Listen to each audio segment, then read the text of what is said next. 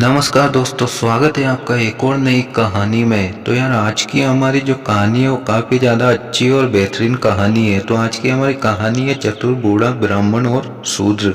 तो चलिए कहानी की शुरुआत करते हैं। बहुत समय पहले की बात है। धनीपुर नाम का एक गांव था। वहाँ के लोग खेती करके अपने परिवार का गुजारा करते थे।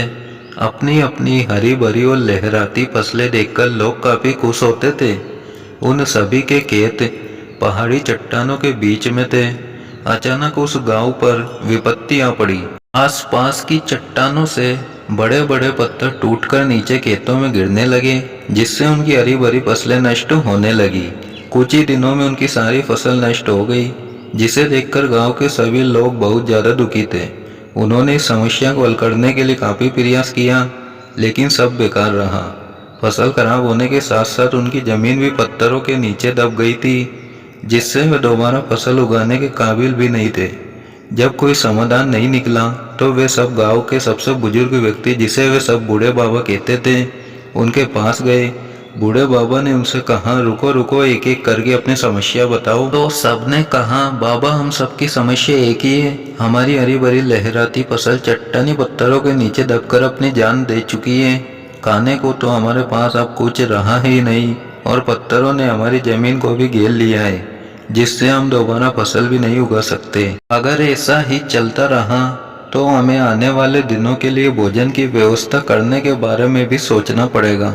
लोगों की बातें सुनकर बूढ़े बाबा थोड़ा सोचने लगे, लेकिन इसी बीच गांव के कुछ लोग बोले, क्यों ना हम शहर चले जाए। वैसे भी गांव में इतनी कड़ी मेहनत करने के बाद भी हम केवल अपने परिवार का ही गुजारा कर पाते हैं। अगर शहर जाएंगे तो अच्छा पैसा कमा पाएंगे और एक आराम की जिंदगी भी जी पाएंगे। लेकिन तभी बूढ़े बाबा ने कहा, रुको रुको, थोड़ा सोचो। हमारे पूर्वजों ने इस जमीन और इस गांव के लिए कितनी कड़ी मेहनत की है, और अगर हम इस जमीन और अपने घरों को छोड़कर चले जाएंगे तो यह हमारे पूर्वजों का अपमान होगा, और हम अपने जन्मभूमि को इस तरह नहीं छोड़ सकते। गांव के लोगों ने बूढ़े बाबा की बात पर चिंता जताते हुए कहा, लेकिन बाबा, अगर हम यहाँ रहेंगे तो हमें खाना भी नसीब नहीं हो पाएगा। बूढ़े बाबा ने उन सभी लोगों को धैर्य बंधाते हुए कहा, अगर भगवान ने मुंह दिया है तो भोजन भी जरूर नसीब होगा। कुछ देर सोचने के बाद बूढ़े बाबा ने कहा, क्यों ना हम इन पूर्वी दिशा के सभी पत्थरों को पश्चिमी दिशा में फेंक दें। इससे हमारी जमीन पहले की तरह ही स्वतंत्र हो जाएगी और हम दोबारा से इस पर फसल उगा पाएंगे। बूढ़े बाबा की बात सुनकर कुछ लोग सहमत हो गए, लेकिन कुछ लोग कहने लगे कि हमसे इतनी मेहनत नहीं हो पाएगी। लेकिन बाद में सब लोग मान गए और पूर्वी दिशा के सभी पत्थरों को एक एक करके पश्चिमी दिशा में फेंकने लगे। लगभग एक दिन में उन्होंने अपने खेतों को उन सभी पत्थरों के चंगुल से आजाद कर दिया। ये सब देख गांव के सभी लोग काफी प्रसन्न हुए। पूर्वी खेत ब्राह्मणों के थे और पश्चिमी जमीन पर शूद्र अपनी फसल उगाते थे। जब शूद्रों को पता चला कि उनकी जमीन पर ब्राह्मणों ने बड़े बड़े पत्थरों को फेंक दिया है, तो वो अत्यंत क्रोधित हुए और तुरंत ब्राह्मणों के पास जा पहुंचे। उन्होंने कहा, क्या तुमने इन सभी बड़े बड़े पत्थरों को हमारे खेतों में फेंका है?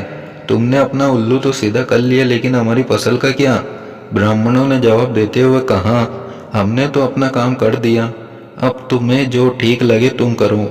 यह सुनकर शूद्र काफी गुस्सा हुए और उन्होंने तुरंत पश्चिमी दिशा के सभी पत्थरों को एक एक करके पूर्वी दिशा में फेंक दिया। दिन भर यही सब चलता रहा, कभी पत्थर पूर्वी दिशा में तो कभी पश्चिमी दिशा में। कुछ देर बाद हारकर सभी लोग बूढ़े बाबा के पास गए। उन्होंने अपनी सभी समस्याओं को उन्हें ठीक से बताया। बूढ़े बाबा ने हल बताते हुए कहा, एक काम करो, तुम इन पत्थरों को पूरे खेत की बजाय खेत के कोने पर इकट्ठा कर दो। बाकी बची हुई जमीन पर तुम फसल उगा पाओगे। लेकिन इस बार बूढ़े बाबा की बात मानने से सभी लोगों ने इनकार कर दिया। कुछ देर बाद बूढ़े बाबा ने कहा, ठहरो, एक काम करो, मैं आज रात अपने गांव देवता की पूजा करूंगा और उनका ध्यान करूंगा, साथ ही उनसे समस्या का हल भी पूछूंगा। फिर अगली सुबह मैं तुम्हें इसका जवाब दूंगा। गांव के सभी लोग बूढ़े बाबा की बात से सहमत हुए और उन्होंने कहा, गांव देवता जो भी कहेंगे हम उनके आदेश का पालन करेंगे। अगली सुबह बूढ़े बाबा के पास सभी लोग इकट्ठा हुए और अपनी समस्या का समाधान पूछने लगे। बूढ़े बाबा ने कहा, गांव देवता ने कहा है कि हमारे यहाँ की सबसे ऊंची चट्टान पर उनका एक विशाल मंदिर बनवाया जाए, और साथ ही यह भी कहा है कि हम सबके घर उस मंदिर के आसपास ही होने चाहिए। गांव के सभी लोग इस बात से सहमत हुए और मंदिर बनवाने का काम शुरू किया। सभी लोगों ने मिलजुल कर एक एक पत्थर को ऊपर चट्टान पर ले जाना शुरू कर दिया। भारी पत्थरों को तोड़ लिया गया और छोटे छोटे पत्थरों में बदलकर उन्हें घर बनाने में इस्तेमाल कर लिया। कुछ ही दिनों में एक विशाल मंदिर और उसके आसपास घर भी बनकर तैयार हो गए। यह देखकर गांव के सभी लोग काफी खुश हुए। अब ब्राह्मण और शूद्र दोनों के खेतों से पत्थरों का नामो निशान भी मिट चुका था, क्योंकि सारे पत्थर मंदिर और घर बनाने में इस्तेमाल हो चुके थे। अब उनकी जमीन पहले की तरह स्वतंत्र हो चुकी थी और वे उस पर पहले की तरह फसल भी उगा सकते थे। अब उन्हें गांव छोड़कर जाने की भी कोई जरूरत नहीं थी। साथ ही चतुर बूढ़े बाबा ने अपने दिमाग का इस्तेमाल करके उन सभी लोगों की समस्या को भी सुलझा दिया। अब ब्राह्मण और शूद्र दोनों एक साथ उन्हीं घरों में रहते और उस मंदिर के सभी कार्यों को पूरा करते। गांव में पहले की तरह ही खुशहाली और भाईचारा बन गया। दोस्तों, कहानी पसंद आई हो तो लाइक करना,